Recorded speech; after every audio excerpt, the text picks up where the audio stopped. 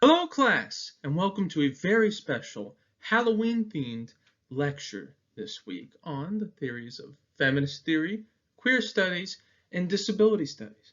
Now, right off the bat, I would like to draw attention to my little costume here. This is my banana costume, and I'm going to be wearing this throughout our presentation. Now, I do have a hat that goes along with it, but it never really stays on my head, so I decided I'm going to keep it off for now. And I also wanted to mention that, as you probably noticed in our readings for this week, you may have seen the term gender studies.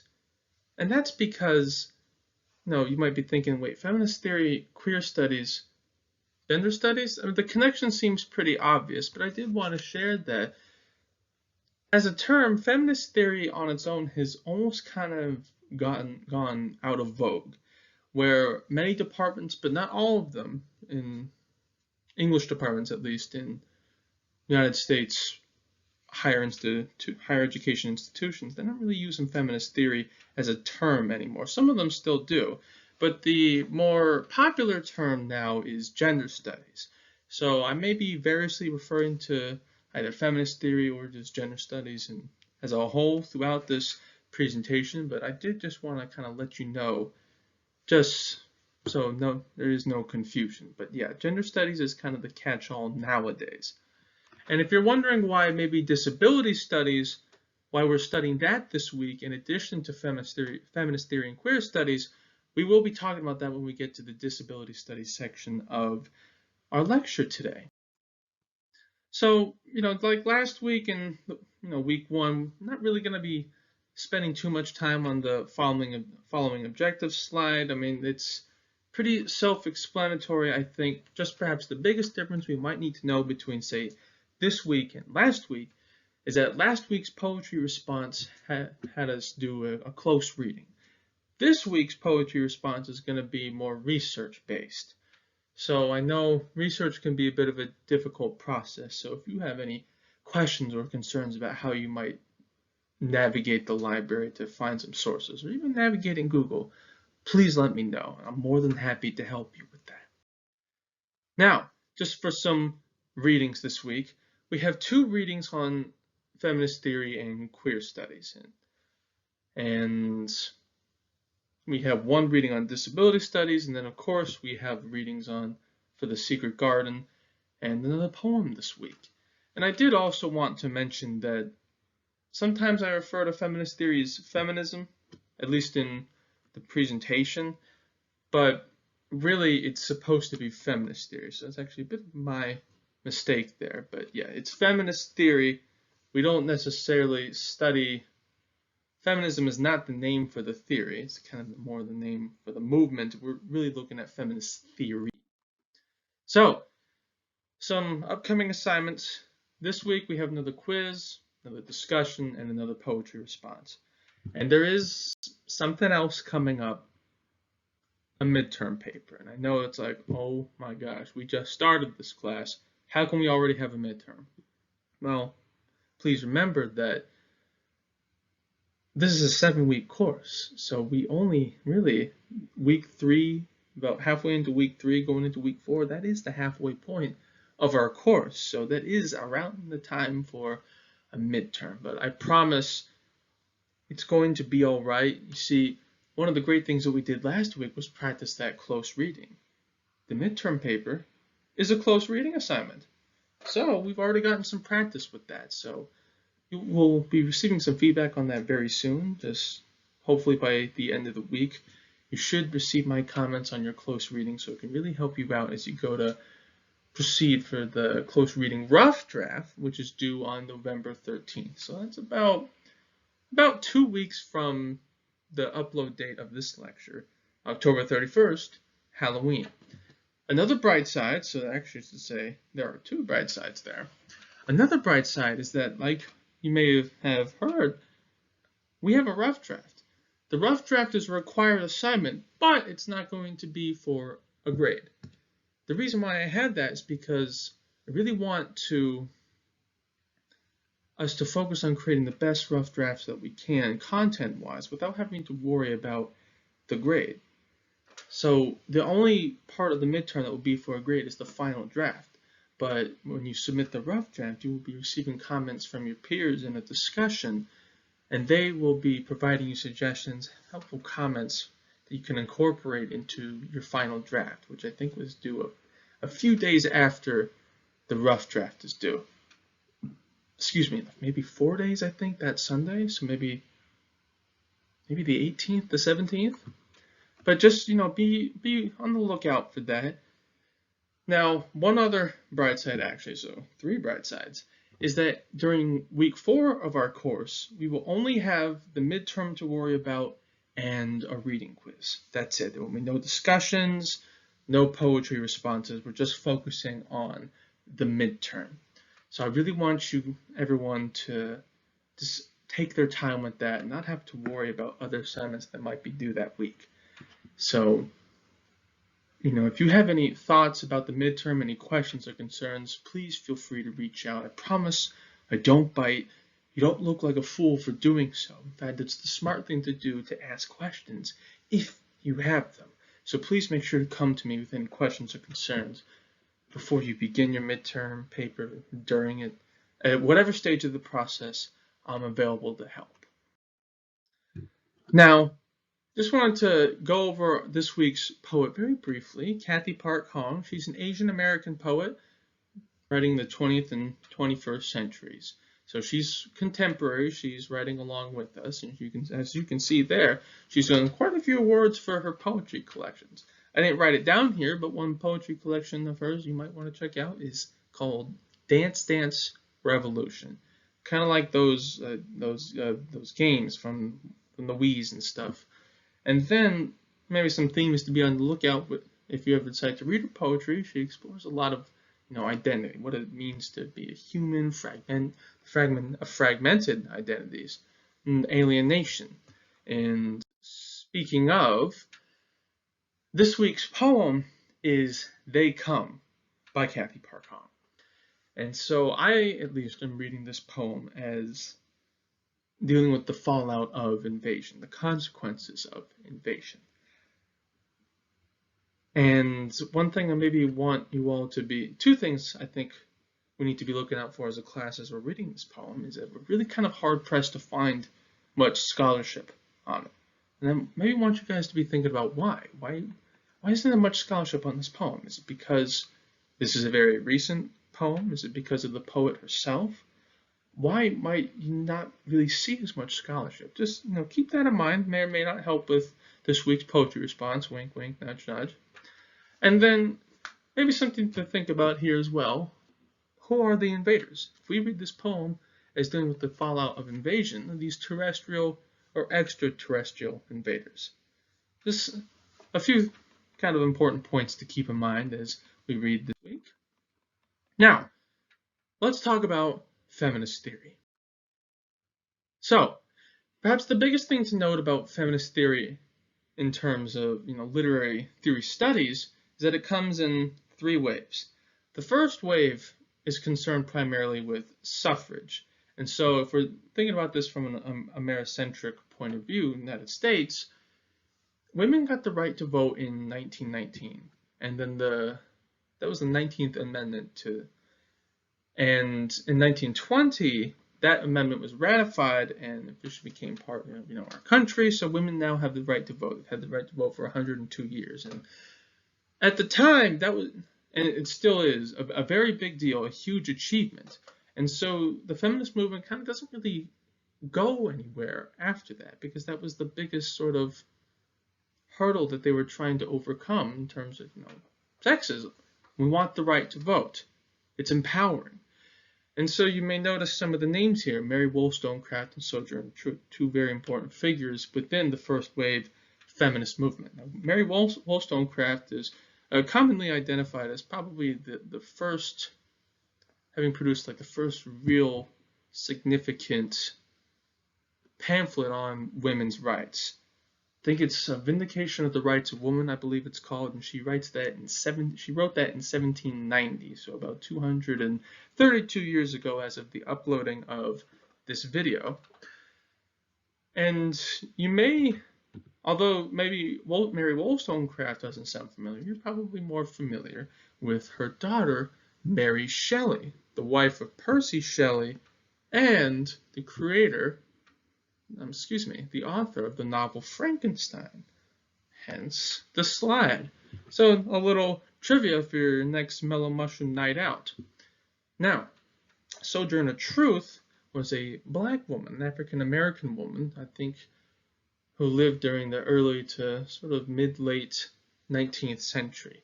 And she's also very important because, as we'll see when we talk about the second and third waves, the feminist movement, really up until the third wave, isn't so much inclusive of other women with other identities besides the straight white woman. Sojourner Truth being an African American woman, well, you can kind of see where I'm going here, what I'm getting at. Now, one thing I wanted to point out about Sojourner Truth, you may remember, I think many of us read her famous speech in elementary school, "Ain't I a Woman?" Well, the reason why that's so famous, why she said that, is because she went to a convention on the rights of women and was asked to sit away from the rest of the women, to not speak. Discrimination, segregation, merely because she was black. And that's a big problem. And that's what we're going to get at when we start talking about the third wave very soon. But first, the second wave. So, about 40 years pass after the ratification of the 19th Amendment, giving women the right to vote. And now feminism starts, the feminist movement starts kind of picking up again in the 60s, starting with that sort of counterculture movement. And so we have, in the 70s as well, and the second wave of feminism lasts until about the late 80s. But we'll get to that late 80s part.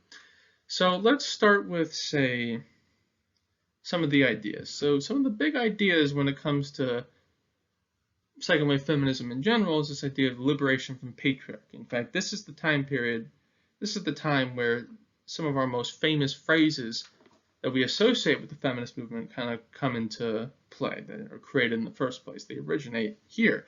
So that would be patriarchy, in terms like the male gaze as well. Male gaze being a term coined by Laura Mulvey. So let's look at this. This isn't like the only idea that's really associated with this movement, but it's one of the main ones, and the one I'm going to be focusing on for our class. It's this idea of images of women criticism. Now, this is the name for a phenomenon that Toril Moy, you can see the theorist in the third wave there, that she created. And this is just referring to representations of women. A lot of second wave feminist literary criticism, spearheaded by scholars such as Laura Mulvey and Elaine Showalter, they focused on the representations, the depictions of women. Are these positive representations of women in media, in literature, or are they negative representations?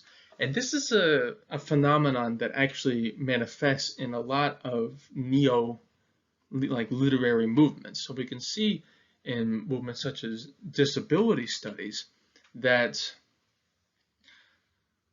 a lot of the scholarship that's just kind of starting out in these movements focuses on the representations of. So representations of women, representations of disabled people, representations of the environment. So it's a very common phenomenon. And unfortunately, it's a little bit limited. Now, it is important criticism that we almost kind of have to get out of the way. So yes, it's important criticism, and also it's kind of limited in scope. And what's the big reason for that? Well, unfortunately, the second wave of feminism is kind of, how shall we say, it's a bit predisposed to exclusion, so it's not inclusive of other identities. So just like how we're kind of mentioning with the first wave of feminism, the second wave of feminism, it's really predominantly for straight white women. It doesn't really include the possibility for other identities, so it's kind of compulsorily heterosexual. It's compulsorily Caucasian. So it's very problematic that it's not really taken into account all the potentially like different experiences that women of different skin colors and sexualities might have. And maybe just to elaborate a little bit more with Laura Mulvey. Now, I believe Elaine Showalter was definitely more on the literature side. Mulvey wrote a piece called Visual Pleasure and Narrative Cinema, I believe in 1975, and that deals exclusively with, you heard it, film. This is where the term the male gaze comes from, because Laura Mulvey looks at this idea of the scopophilic. That's SCOPHILIC, and it's just a fancy way of saying the relationship between the spectator and the screen. And Mulvey was arguing that inherently the scopophilic relationship, whoever is doing the watching, so whoever's watching the film, that is masculine. And then whatever is on film is meant for our viewing pleasure. And so masculine and feminine, if we just take this in terms of the second wave as a whole, masculine traits become stereotypically positive, and feminine traits are stereotypically negative. So everyone on screen is meant for our pleasure, but it's the female body in particular that gets objectified by our views. And objectification is another second wave feminist term. So let's move on to the third wave of feminism here. The biggest idea that we need to know about the third wave of feminism, the idea of intersectionality, of multiculturalism. So until this point, the feminist movement has mainly been straight and white. It's not inclusive of other identities, but that's where the third wave changes. I think right around 1988, 1989, Alice Walker, an African-American theorist, she coins this term of the intersectionality, that, you know, if we just have straight white women, if that's the only thing we're taking into account with feminism, it's not really accounting for the experiences of other women of other identities. That's why it's so important that we have the intersectional. This has opened up a whole new movement for this opened up a whole new movement for feminist theory as a whole. So that's kind of the very quick rundown, very brief and broad rundown of each of the three waves. But you may notice here we have this term post-feminism, and you might be wondering maybe a little bit what that means. Well, as we can first see in that initial bullet point there, post-feminism refers to the idea that feminism has succeeded, so we don't need it. Now, I'm not going to pick any bones with anybody who might hold this point of view. I'm not trying to advocate for any point of view. I will say that if you're watching this video and you're a woman, you might see maybe the problem with this point of view. Feminism has succeeded, we don't need it. Are you sure about that? I mean, if you say so, but it's a bit troubling considering if we still have something, if we still consider the reality of, say, the wage gap, then feminism hasn't necessarily succeeded yet. It hasn't succeeded in all of its goals, maybe hasn't even succeeded in many of its goals. Some of them, yes, but there's still definite problems out there, like, say, the Me Too movement. If feminism has succeeded, why do we need the Me Too movement? So it's just something to think about when you think about the term post-feminist. And then you may also see this point here, resisting essentialism. Now, essentialism is just a fancy word for the reduction of identities. Everything is kind of treated the same. So if you essentialize, say, disability, if you essentialize femininity, that would mean to say that in the context of, say, second wave feminism, to essentialize women's identities is to say that all women are straight and white. Their experiences are all the same. That's clearly not true. So that's what essentialism is. Kind of a universalizing of experience or identity. That's clearly not the way anything works. And then I also thought I'd put here masculine gender theory. Now, this is not to say that it's a meninist point of view. It's not. Masculine gender theory actually often looks at maybe the negatives of the masculine, like gender identity in literature. However, I do want to point out that,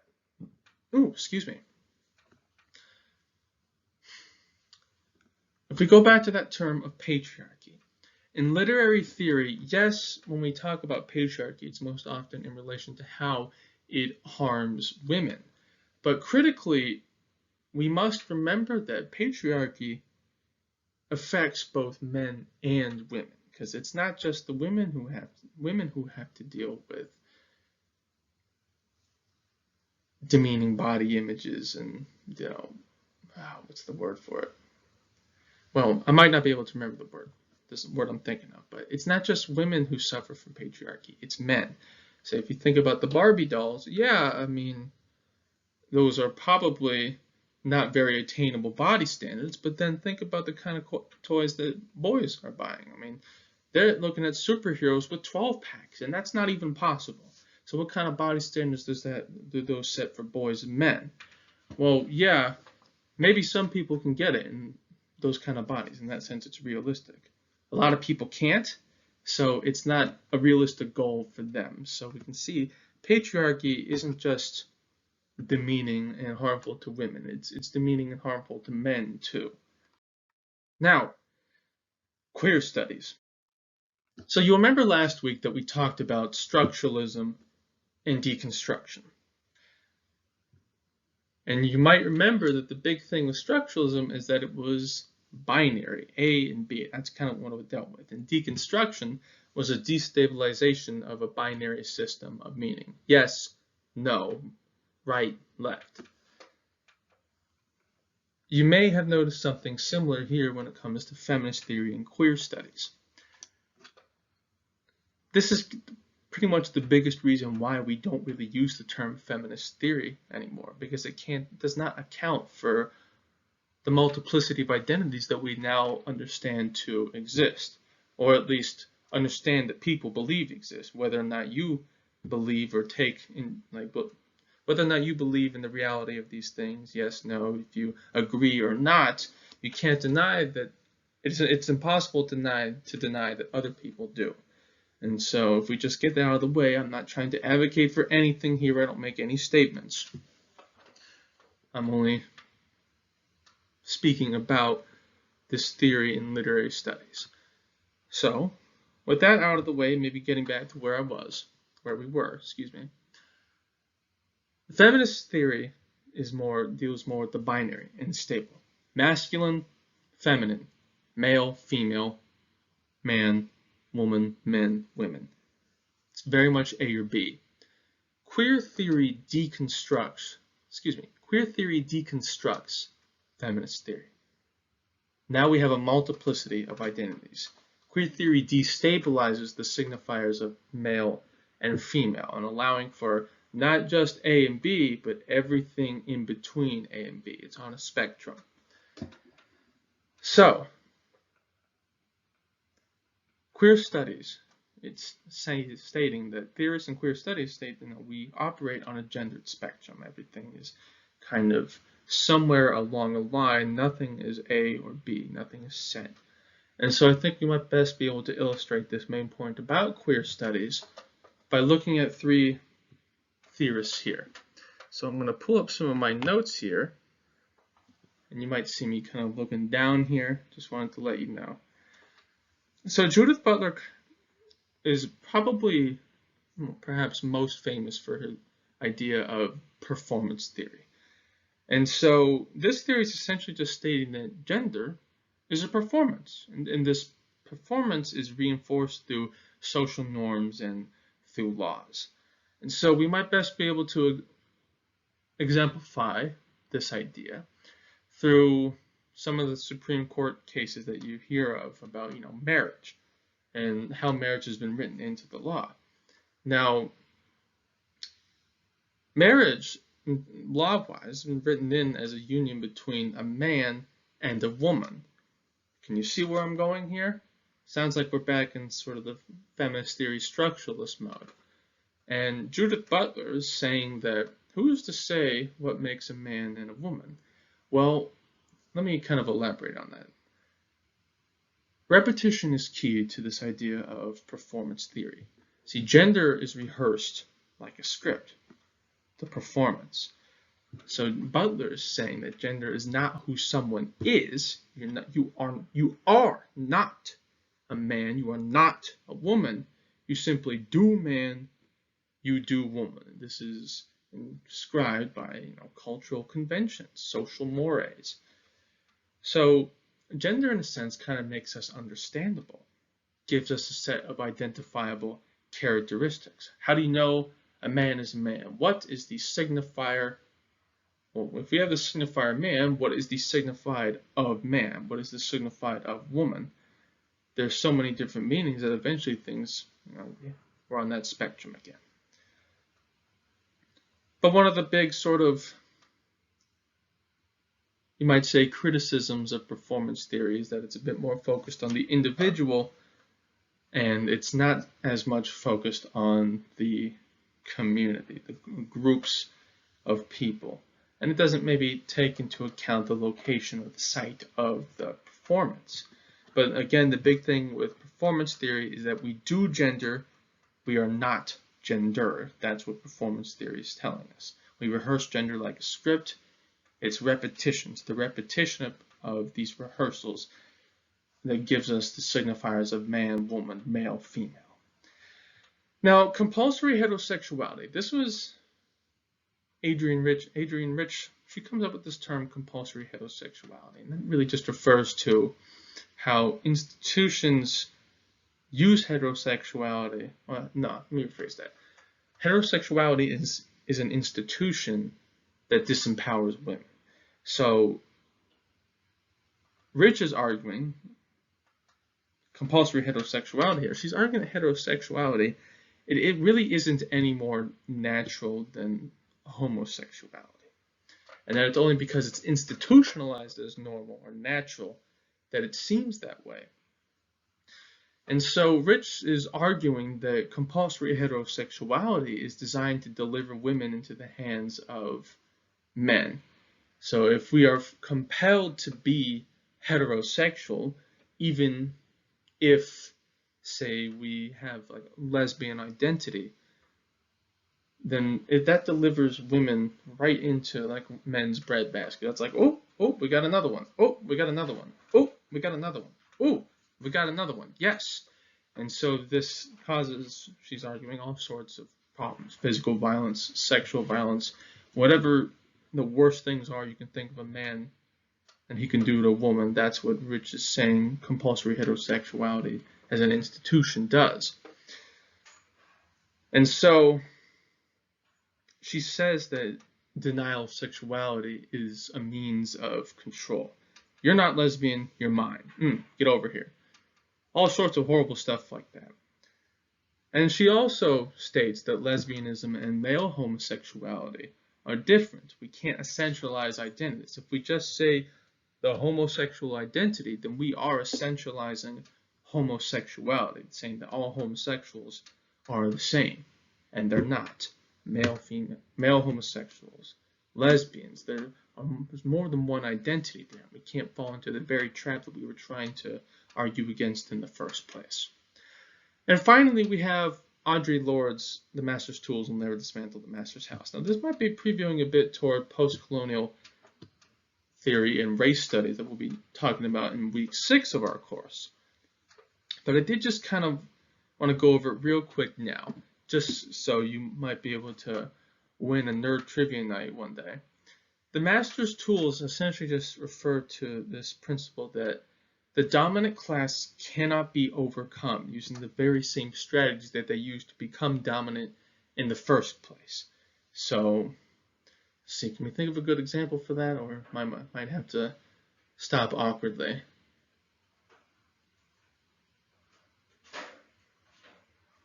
Well, this might be an example. If we use actual real-life examples, think back to the civil rights era in the 1960s and two of the most prominent figures of that era, Dr. Martin Luther King Jr.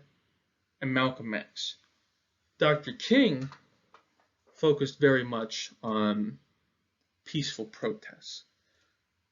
Don't get violent. And Malcolm X was kind of taking the opposite tack, like, no, we need to get forceful here. We need to use violence because it's the only way we can achieve our aims. This kind of illustrates Lorde's point. Malcolm X was using the Master's tools to dismantle his house. So he was using the tools of the white oppressors to dismantle the system of white oppression. Dr. King was not doing that. He was taking a little bit more of a peaceful route.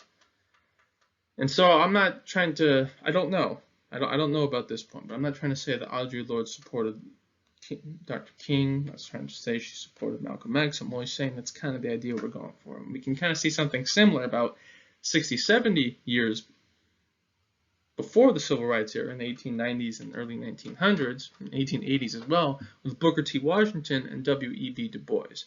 Booker T. Washington was more about gradual integration. That was primarily his point of view. And W.E.B. Du Bois was more about, we want a radical reformation right now of our rights. Actually, that might not be the best example. So let's just maybe go. Forget I said that. Dr. King and Malcolm X might be a good example of master's tool. So apologize for maybe going down a bit of a rabbit hole there that didn't quite work out. But let's move on to disability studies. Now, one thing I want to point out right off the bat. This is the reason why we're doing disability studies along with gender studies, is that you'll see the very first words in the body here of this slide is our name. They constitute a name, Robert McRuer. And McRuer makes way in his piece, Compulsory Able-Bodiedness. Excuse me. He uses Adrienne Rich's piece on compulsory heterosexuality as a sort of jumping off point, where, he says that just as heterosexuality is institutionalized, so too is able-bodiedness. That's the kind of connection that we're going to be working with here. So just some quick things with disability studies then. It's interdisciplinary, so it's not just in literary theory. Takes off in the 1990s post-intersectionalism. And just like gender, disability studies theorists see disability as a spectrum on which we all signify throughout our lives. Today, I'm feeling healthy, but tomorrow I might break my leg falling down a hill or off my bike. Disability isn't just something that people have or do not have and will never have.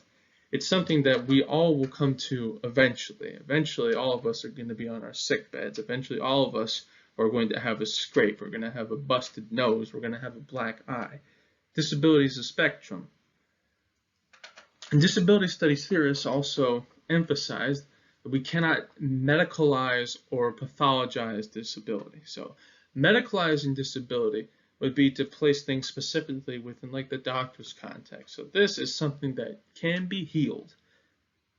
No.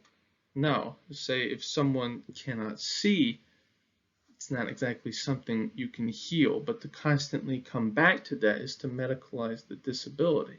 It's always something that can be cured, and disability often is something that cannot be cured. People are disabled. They don't necessarily choose to be disabled and can choose not to be through medicine to be cured. To pathologize disability, pathologize is just a fancy way of saying kind of demonizing disability. So, this is a problem. No. And disability studies theorists also look at the exoticization and abnormalization of the disabled body. That the disabled body somehow becomes something like a kind of spectacle that we can view at our leisure. Like, ooh, would you look at that? Ooh, and they kind of fetishize it. No, we're kind of going against that. So maybe just a few more points about disability studies, if we're thinking back to Robert McRuer here. McRuer argues against the essentialization of the able body, so able-bodiedness. Because the essentialization of the able body, everyone has an able body, it means to erase a disabled body, of course at the expense of a disabled person. And disability is not a choice. So really, if we're thinking about this idea of compulsory able-bodiedness, in the eyes of the institution, to be disabled is to somehow be lesser, weaker, worse.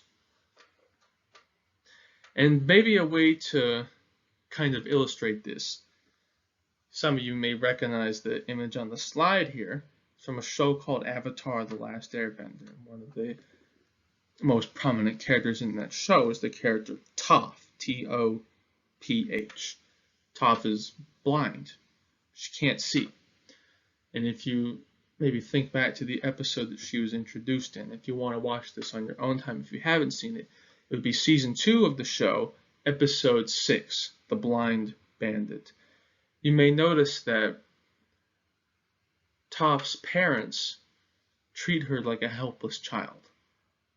She can't do anything on her own, so she can't even leave her home. But we can see, as the viewers, it's clearly not true. She's doing all these incredible things with her earth bending.